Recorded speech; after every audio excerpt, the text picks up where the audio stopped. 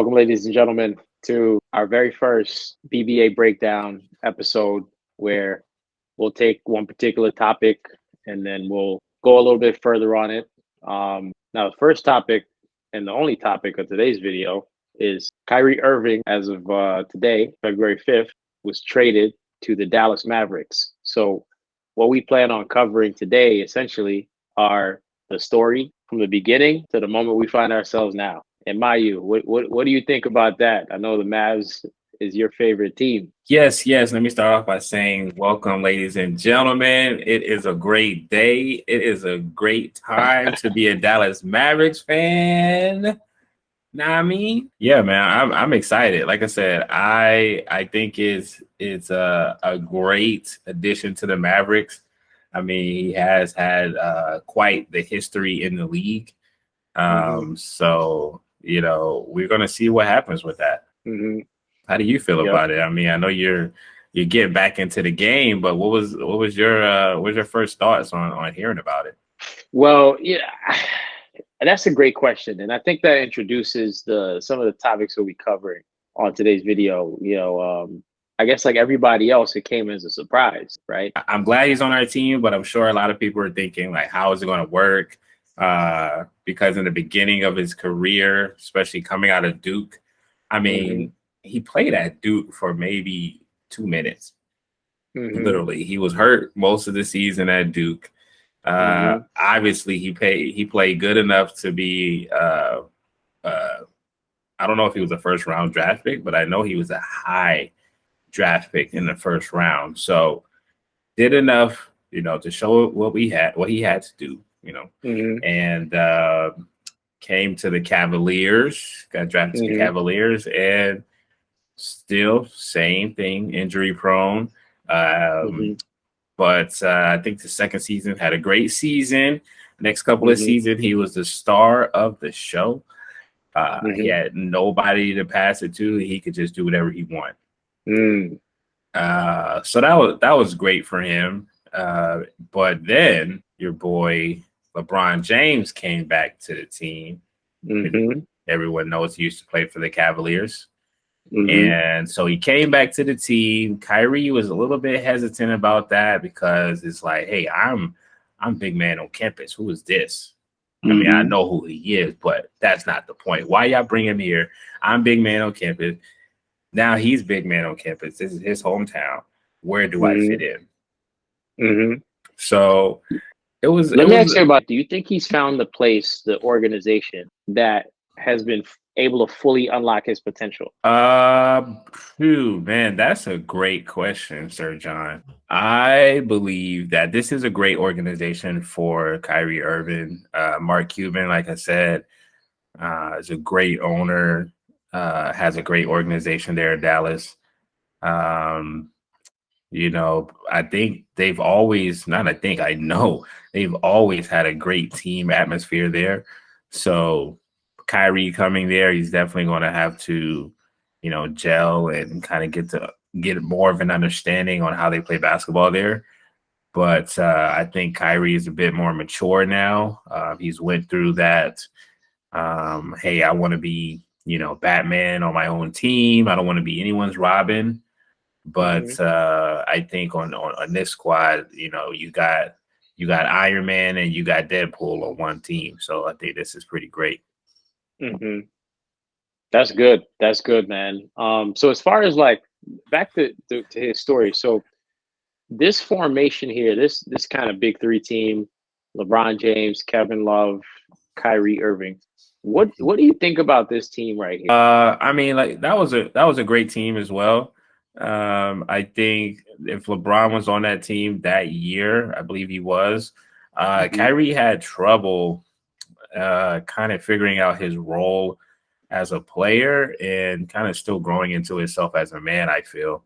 Could be wrong, but LeBron James taking all the attention, everything went through LeBron. LeBron was pretty much the entire organization at the Cavaliers. So I think that might have been a little bit difficult for Kyrie to deal with, taking a back seat to LeBron James, best player in the league. Yeah, he was going through a mid-career crisis. at the time. So I feel a lot of players go through that. LeBron James even went through that, trying to figure out who he was as a player, who he is going to, who he's going to be as a man, whether he's going to be a villain or he's just going to be who he is. So a lot of the top tier talented athletes in the NBA go through that same process. Gotcha. So as he transitioned from this middle era into the more current version of himself, what notable moments kind of stood out to you about his career? Oh man, notable moment was him shooting that 3-pointer against the Cavalier. I'm sorry, against the Warriors to come back down 3. They were down 3-1 in the series. The Warriors were up 3 games, and the Cavaliers won 1 game, and it's the best out of 7.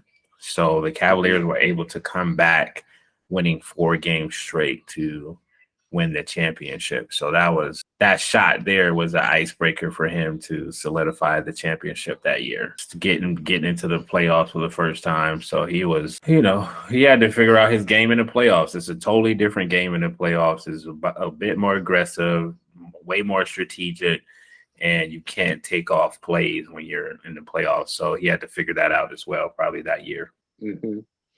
Yeah, that's pretty interesting, and it seems like they overcame a 3-1 finals deficit and became the first team to do that.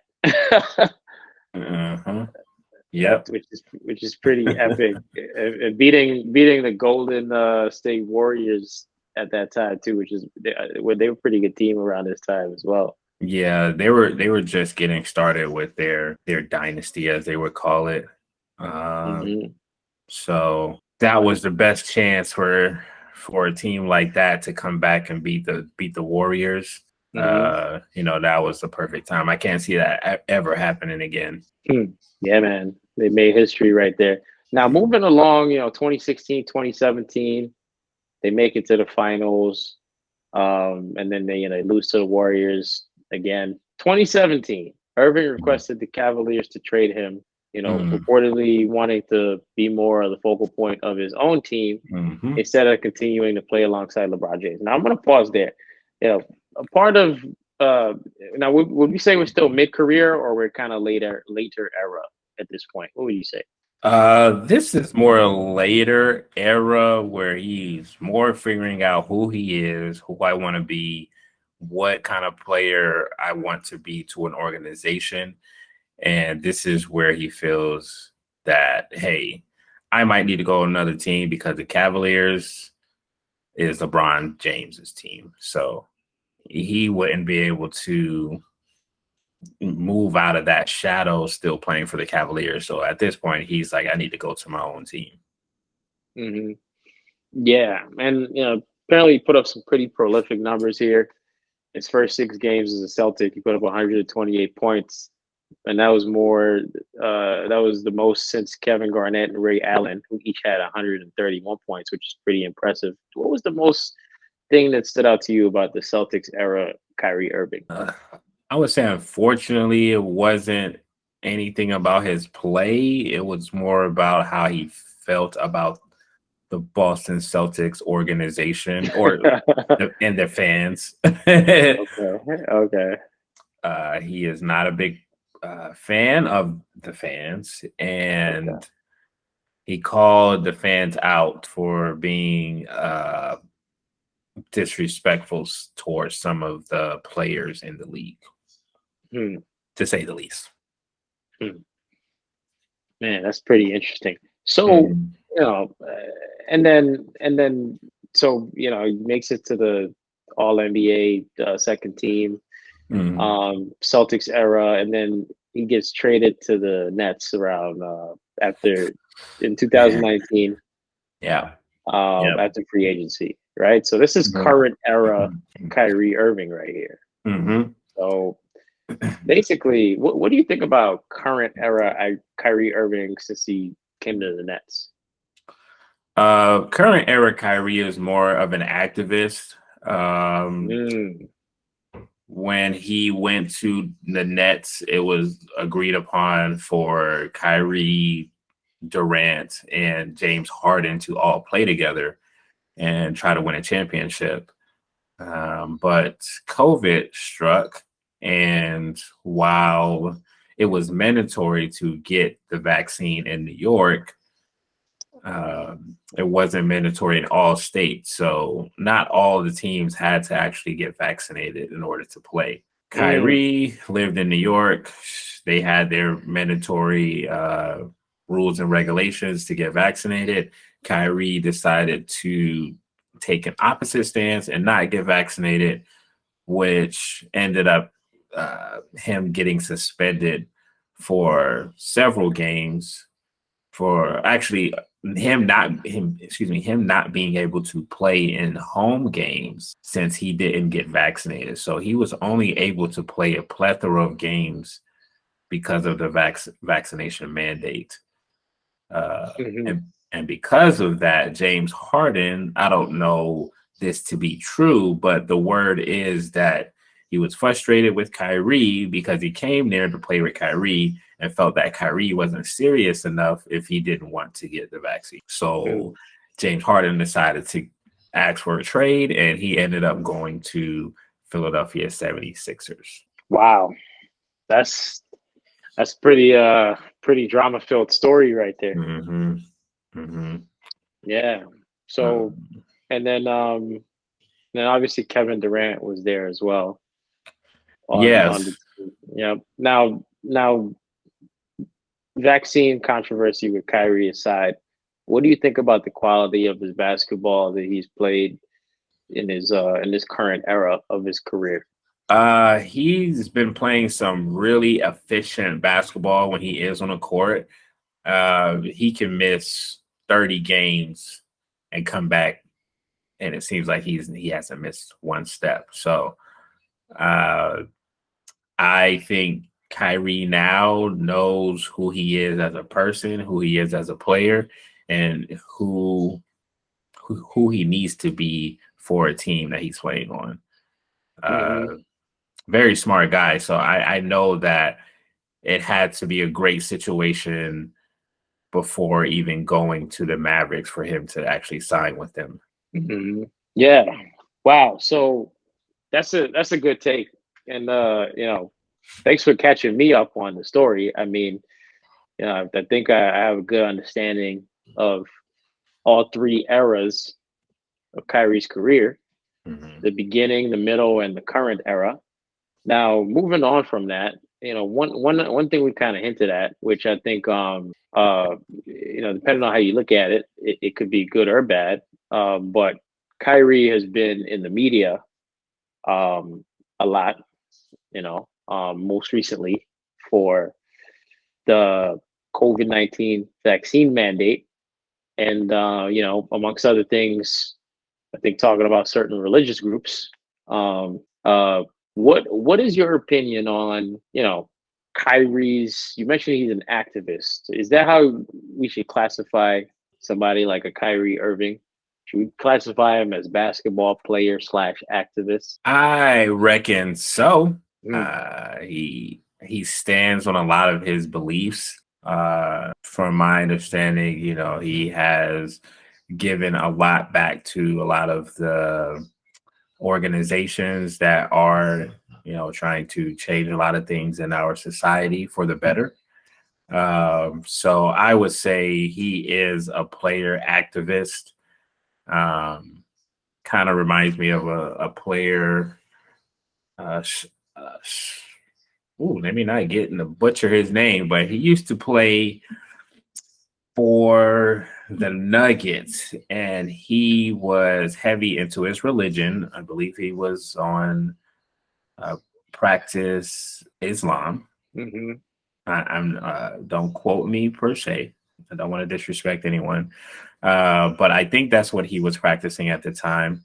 And it didn't work for the NBA. He prayed before the games, just didn't work, and he ended up getting shut out of the league. So that is the last known player activist that I remember per se playing. So I would say he's on that same pathway. Yeah, yeah, man. I mean, certainly he took a stand for what he believed in, and he's continued to do so. He stayed consistent in that regard. Um, as far as his request to get traded. Now, for a lot of people, the media, the fans, I don't know, maybe the players, this came as a surprise. Yeah. It definitely did come as a surprise. I actually just looked up the name. His name is Mahmoud Abdul Rauf. Hmm. And he was the guy in the 90s who is actually considered one of the activists alongside of Craig Hodges, very well-known activist in the 90s.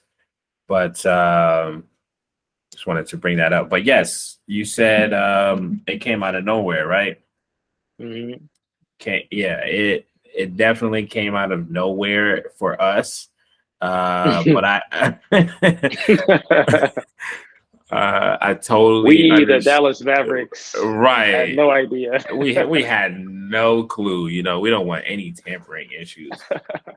But this is a shock. But I'm not surprised, to be honest, because him and the organization had some issues during that vaccination time period. So I'm not surprised that he decided to ask for a trade. Hmm. He lost a lot of money. I don't know if they paid his money back. I know people who did not, were forced to leave their job in New York, from my understanding, are getting back pay, and I don't know if he qualifies for that. If he's able to get back pay, or he's just losing, just lost out on money. So Yeah, I think what you're referring to is for New York City government employees, not I don't think the Brooklyn Nets is covered under that. gotcha, Yeah. got it. Um. Hmm. Yeah. So this is probably a surprise. I mean, I have to look and do my research, but I think it might have been a surprise to. Do you think it was a surprise to the Nets organization and people like Durant? Ooh, man, I'm sure they talk a lot. I'm sure Kyrie went to Durant and said, "Hey, I know, you know, you probably need me on this team and we could use each other to win a championship, but I got to do what's best for me and my family." I'm sure Durant understood. He's a very understanding individual, seems like. Hmm. Uh, but I'm sure he's disappointed because he's definitely not going to win a championship just with the team he has. Nothing against the teams. He has some great young players, some great role players. I just think this NBA is loaded with teams who have 1 to 3 high prospect players, or top tier talented players on their team. So I think he's just playing for the love at this point, playing for the love of the game, man. Because I don't know if he's going to be able to win a ring with them. Hmm. You mean you don't know if Kyrie will be able to win a ring with Brooklyn, or you don't know if Durant will be able to win a ring without Kyrie? I don't think Durant will win a championship with Brooklyn and won't win a championship without Brooklyn. I mean, without Kyrie. Do you think Kyrie had a chance of winning in Brooklyn? I think Kyrie did have a chance in winning at Brooklyn, but he has a better chance of winning with Dallas. Okay, man.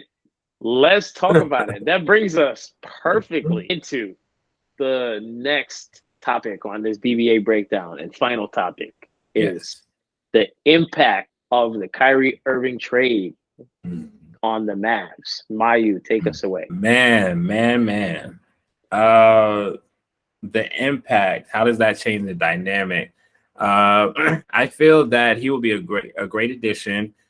This will give Luka the opportunity to play off the ball some.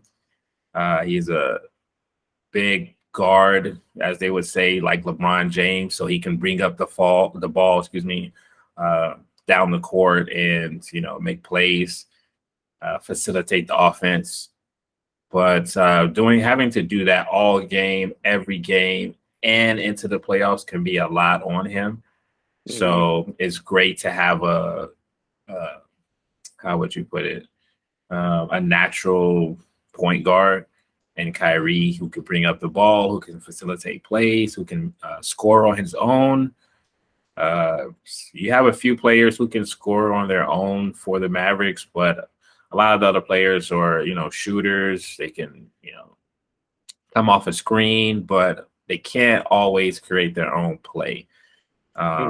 So Kyrie adds that addition to the team where if they need a play, if they need a bucket, he can deliver. So, and I also think it's great. I don't know who they traded for him. That is a good question. Don't know who they traded for him, so I don't know who the Mavericks are still working with right now. So that is to see. That is something to see. But for the most part, I think it's a great addition. He's great dynamic for the Mavs. What's his name? Jason Kidd is the coach there, so he's a point guard as well. So I think he'll be a great coach for Kyrie. Yeah, that's a good take. Let me ask you something, right? Do you think this trade will increase the Mavericks' chances of winning the championship? Absolutely. Absolutely. This is exactly what they needed. They needed someone like this on the team. They needed someone to help Luka. Go Mavs. Nice. Man, that's a good take. Anything else you want to add on this before we close here? Go Mavs. Go Mavs. Now, you heard it here first, ladies and gentlemen. BBA Breakdown. Number one, how does the Kyrie Irving trade impact the Dallas Mavericks? Be sure to follow us on all social medias. Like the video, subscribe. Thank you for checking us out. Our tournament is on. Information will be in the description below us. Thank you for your viewership. We appreciate it. Anything else, Smiley, you want to tell the people? But wait, there's more. So apparently the Nets got Spencer Dinwiddie and Dorian Finney-Smith, along with a first-round draft pick and a multiple second-round pick. Spencer Dinwiddie came from the Nets initially, so he's going back to the Nets. Oh, wow. After being traded from that team. So that's something we might need to talk about, how players might feel going back to the team that they already got traded from. Let's talk about what better time than now, man. What better time than now? All right. So I hope you're ready. I'm gonna send the question back to you right now. You raised a very interesting subject that I'm curious about. How do the players feel? Just like a ping pong ball, right?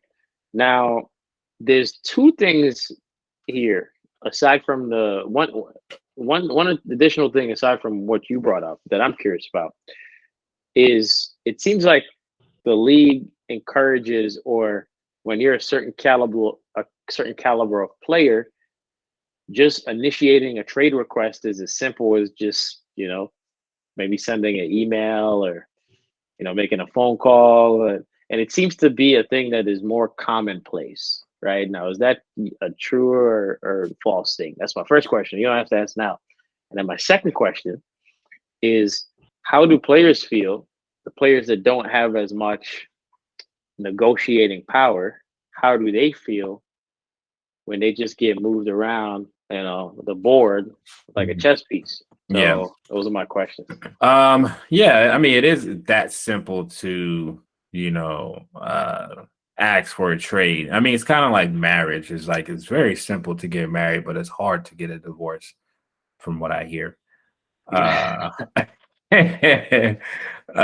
So yeah, I mean, it's easy to say, hey, I want to trade, but it's much harder to go through the process of getting traded. Teams have to want you. Teams have to see a need for you. The Nets have to shop you around to see, hey, do you want this guy? Okay, what can we get for this trade? So in this case, Kyrie was traded for 2 players and 2 future draft picks. So the Nets don't get anything, but other than those 2 players, they could potentially get 4 players down the line. So I won't get you too into that, so it can get intricate. But for the most part, players who don't have that much leverage when they're just stuck in a trade. I can see that being hard for them having to move their family. They don't know if they're going to get traded again. So it's like, okay, do I buy a house? Do I rent? Do I get an Airbnb for a couple of months? This business is tough when it comes to trades. Dinwiddie, he played on the he just got traded from the Nets last year. So I hope there was no bad blood there, because now you got to go back.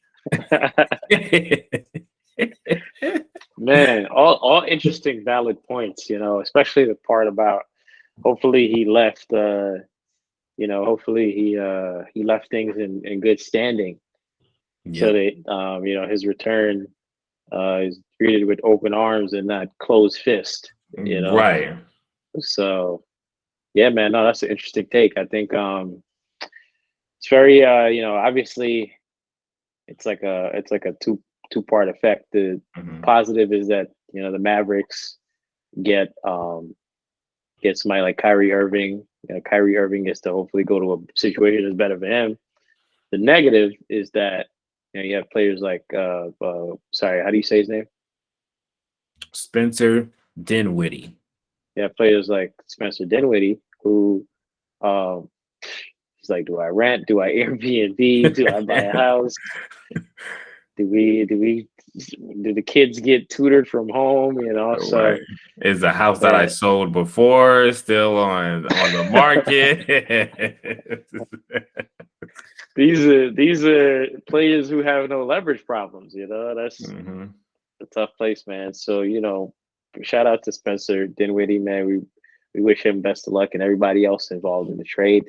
Yeah. That probably don't have any leverage. Yeah, man. We obviously as fans, right? It's all for our entertainment at the end of the day. So these guys put it all on the line, and kind of go where the wind blows. Some of them, So hey, man, tough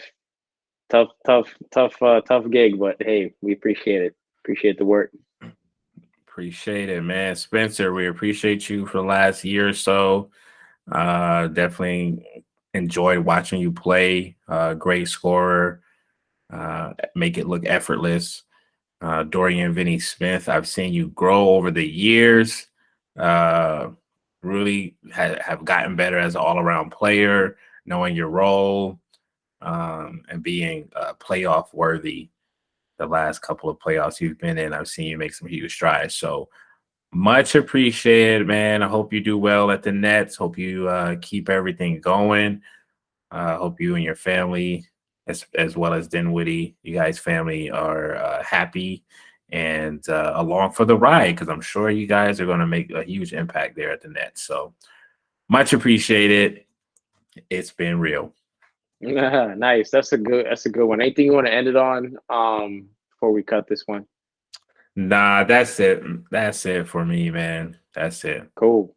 Tournament coming soon, February 19th, Forest Park Recreation Center, Atlanta, Georgia, 1 p.m. to 6 p.m., 7 p.m., something like that. 1 to 7. All right, my party people, this is not just for basketball players playing in the tournament.